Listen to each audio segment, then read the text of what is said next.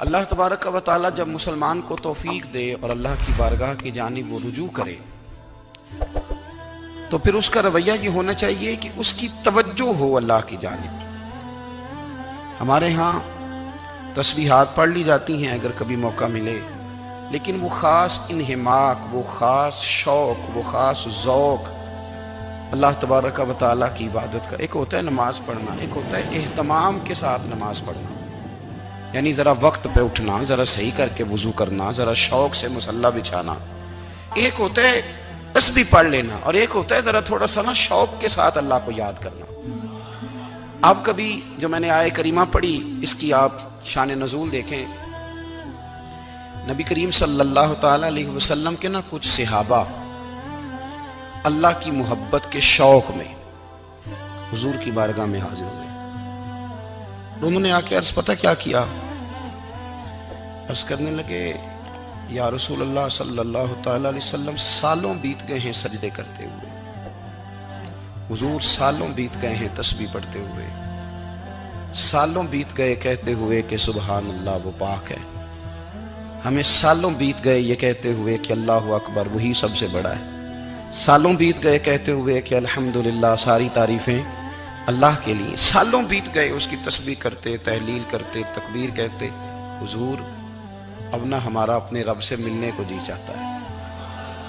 کبھی اے حقیقت منتظر نظر آ نہ لباس مجاز میں، لاکھوں سجدے تڑپ رہے ہیں میری جبین نیاز میں. اور اقبال کہنے لگے کہ تیرے عشق کی انتہا چاہتا ہوں، تو میری سادگی دیکھ کیا چاہتا ہوں، میرا ذرا سا تو دل ہے مگر شوق اتنا، میں وہی لن ترانی سنا چاہتا ہوں.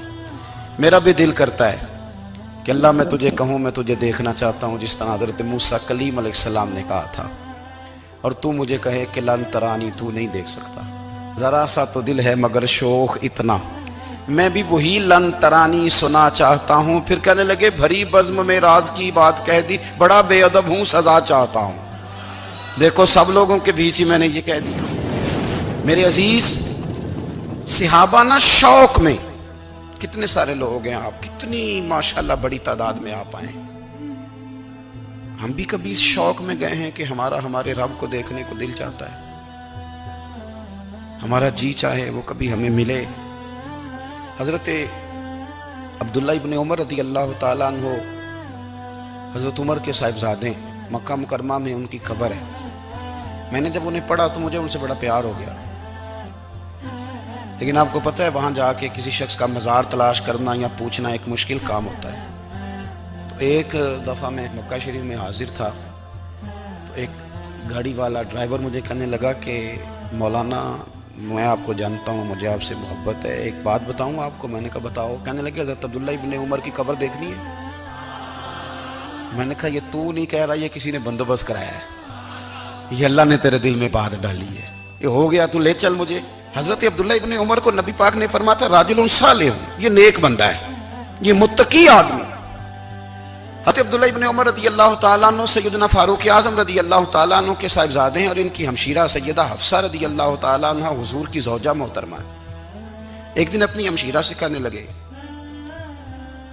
کہ نبی کریم صلی اللہ تعالیٰ علیہ وسلم گھر میں آئے نا، اور اگر حضور غم امت میں پریشان نہ ہوں، طبیعت کو حشاش بشاش دیکھو، تو ذرا پوچھنا تو صحیح حضور کا میرے بارے میں کیا خیال ہے، پوچھنا تو صحیح کہ کریم کی بارگاہ میں میرا کیا مقام ہے، میرے بارے میں حضور کیا فرماتے ہیں. اب بہن کو کام بتائے، اور بتائے بھی بھائی، اور پھر بہن وہ کام نہ کرے، یہ تاریخ میں ہوتا نہیں. حضرت عمر فاروق رضی اللہ تعالیٰ عنہ کی صاحبزادی ام المومنین رضی اللہ تعالیٰ عنہ فرماتی ہیں کہ میں تو بس منتظر تھی. انہوں نے تو کہا تھا نا کہ اگر تم حشاش بشاش دیکھو تو بات کرنا، لیکن حضور تشریف لائے، میری باری تھی، میرے گھر تشریف لائے، کھانا پیش کیا تو فوراً میں نے عرض کی حضور ایک بات پوچھنی تھی. تو حضور نے فرمایا پوچھئے. میں نے عرض کی حضور میرے بھائی عبداللہ ابن عمر کے بارے میں آپ کا کیا خیال ہے؟ نوجوانوں میری بات پہ غور کرنا، میرے بھائی کے بارے میں آپ کا کیا خیال ہے؟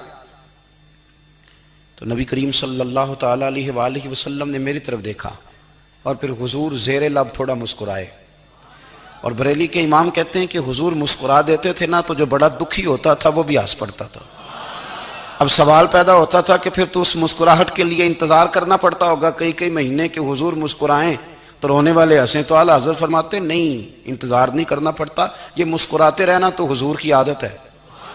جس کی تسکین سے روتے ہوئے ہنس پڑے اس تبسم کی عادت پہ لاکھوں سلام۔ یعنی یہ تو عادت ہے حضور کی مسکراتے رہنا، اس کے لیے انتظار نہیں کرنا پڑتا۔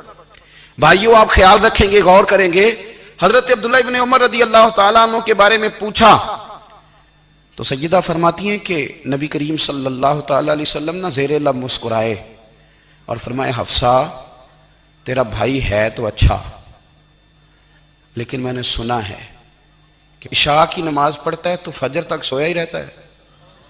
او نوجوانوں، 10 بجے تک سونے کی بات نہیں ہوئی، 9 بجے تک سونے کی بات نہیں ہوئی، 11 بجے اٹھنے کی بات نہیں۔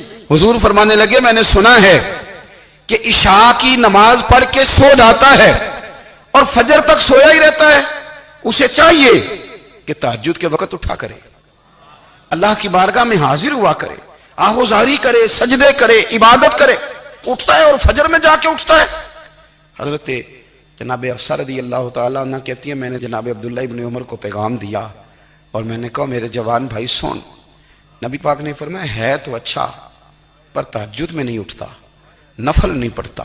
او میری ملت کے جوانوں، مزہ نہیں آ جاتا جب ساری دنیا سوئی ہو، ساری دنیا، اور بستر بھی گرم ہو اور نیند بھی پورا غلبہ کر رہی ہو، اور اچانک گھنٹی بجے دماغ میں، آنکھ کھلے، گھڑی پہ نظر پڑے، 3:30 4 بجے کا پیغام گھڑی بتائے، اور کوئی چڑھتی جوانی والا اٹھ کے وضو کرے، اور جب وہ مصلی کھول کے بچھائے تو مدینے والے محبوب کہتے ہیں کہ ہر نماز پہ رب ثواب دیتا ہے، اور جو اٹھ کے تہجد کی نماز پڑھے اسے دیکھ کے تو رب مسکراتا ہے۔